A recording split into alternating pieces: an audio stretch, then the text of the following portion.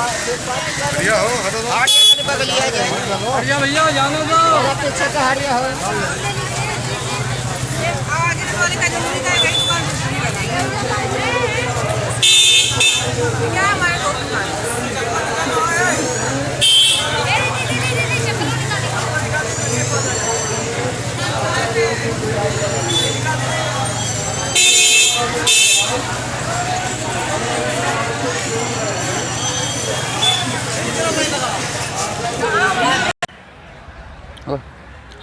नमस्कार दोस्तों, मैं हूं सतीश यादव। हमारे YouTube channel Banarasi Satish official में आप सभी का स्वागत है। और आज हम उपस्थित हुए हैं बाबा मार्कंडे महादेव धाम कैथी वाराणसी में।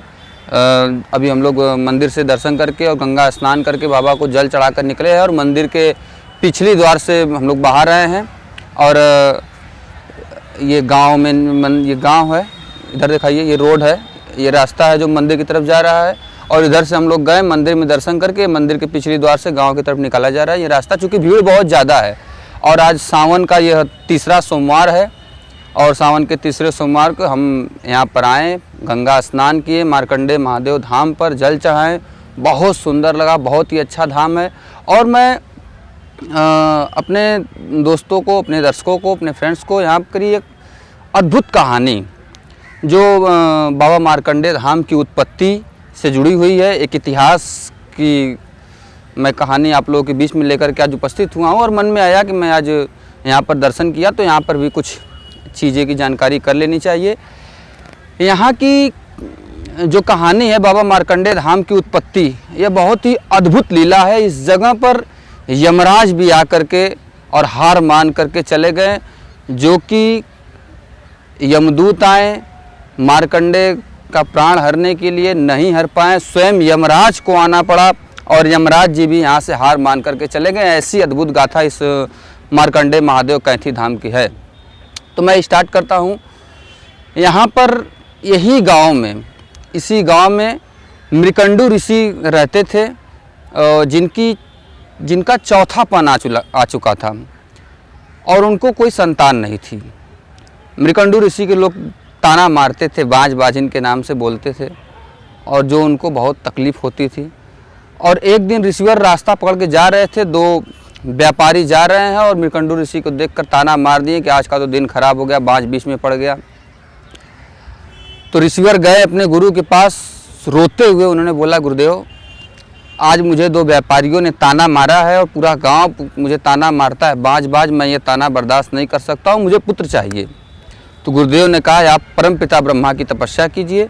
और मृकंडू ऋषि ने घोर तपस्या ब्रह्मा जी की। ब्रह्मा जी प्रकट हुए और बोले कि हे मार्कंडू, आपके भाग्य में पुत्र का सुख नहीं है, इसलिए आप भगवान भोलेनाथ की तपस्या करिए। और मृकंडू ऋषि भगवान भोलेनाथ की तपस्या करते हैं। भोलेनाथ प्रकट हुए और बोले कि आपके भाग्य में तो पुत्र का सुख नहीं है, लेकिन फिर भी मैं आपकी तपस्या से प्रसन्न होकर आपको पुत्र देता हूं, लेकिन जिसकी आयु केवल 12 वर्ष की होगी। और भगवान भोलेनाथ की कृपा से मृकंडू ऋषि को एक पुत्र रत्न की प्राप्ति हुई, जिनका नाम मार्कंडे रखा गया। और 8 वर्ष की उम्र में मार्कंडे बालक सभी विद्याओं से निपुण होकर के गुरुकुल से शिक्षा प्राप्त करके इतना तेज उनके चेहरे पर था, अद्भुत चमत्कार था, साक्षात भोलेनाथ के अवतार लग रहे थे। और उन्होंने माता पिता को देखा, उदासित देखा। तो मार्कंडे बालक ने पूछा, क्या बात है पिताजी, आप क्यों उदास है? तो उदास मृकंडू ऋषि ने कहा कि पुत्र, आपकी आयु मात्र 4 वर्ष ही बची है, जिसे लेकर हम लोग बहुत चिंतित हैं।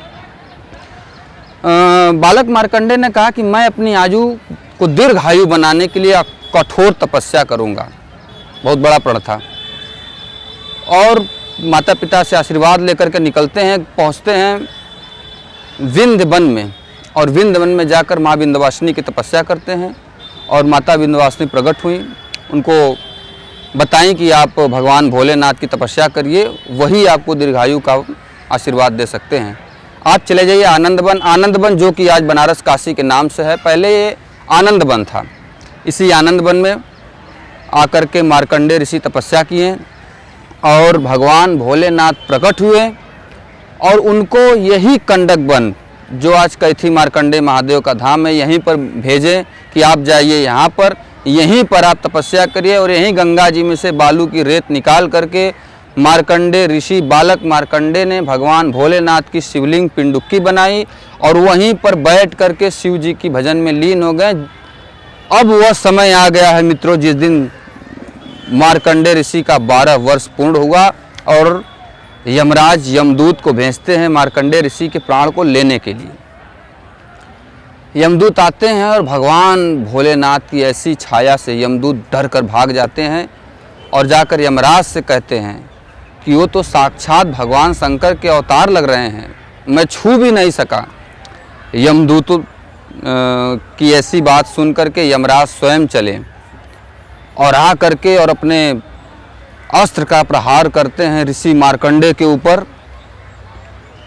भगवान भोलेनाथ क्रोधित हो जाते हैं और यमराज से कहा कि आपका यह दुस्साहस, आप हमारे भक्त को मारना चाहते हैं। तो यमराज ने कहा कि प्रभु इनका समय पूर्ण हुआ।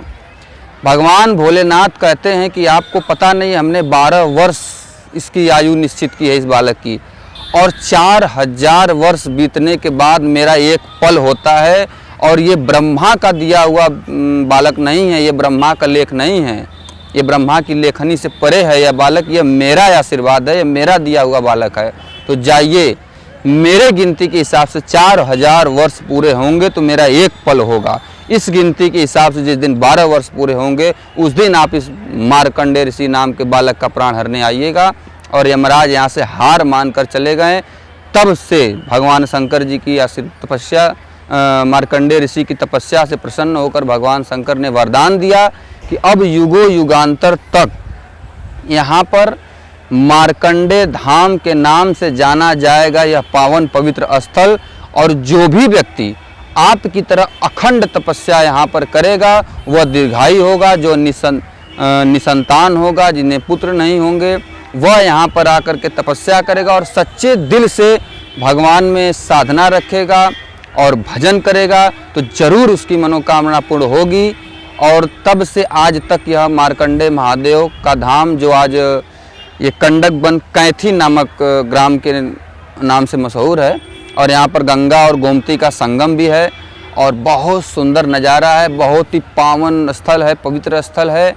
और जो भी भक्त मन से आ करके यहाँ पर पूजा करते हैं उनकी ज़रूर मुरादें पूरी होती है। और आज सावन के तीसरे सोमवार के दिन मैं भी यहाँ पर आया और गंगा मैया का स्नान किया और गंगा जल चढ़ाया भगवान भोलेनाथ को मार्कंडे ऋषि मार्कंडे महादेव मंदिर में, और मैं दिल से प्रणाम किया। और ऐसे महापुरुष संतों को मैं सादर प्रणाम करता हूँ जो कि आज भी जो जिनकी योग और तपस्या के बल पर आज भी इस कलयुग में, जहाँ पर पाप पुण्य बहुत हो रहे हैं, लेकिन यहाँ पर कुछ ऐसी धार्मिक जगहें हैं जहाँ पर कि आइए और दिल से मन से तपस्या करिए, भगवान की पूजा अर्चना करिए, भगवान की ज़रूर मुरादें पूरी होंगी। और इन्हीं के साथ मैं अब आप लोग से विदा लूँगा और अब मैं मिलूँगा आप लोगों से अगली वीडियो में। तब तक के लिए नमस्कार।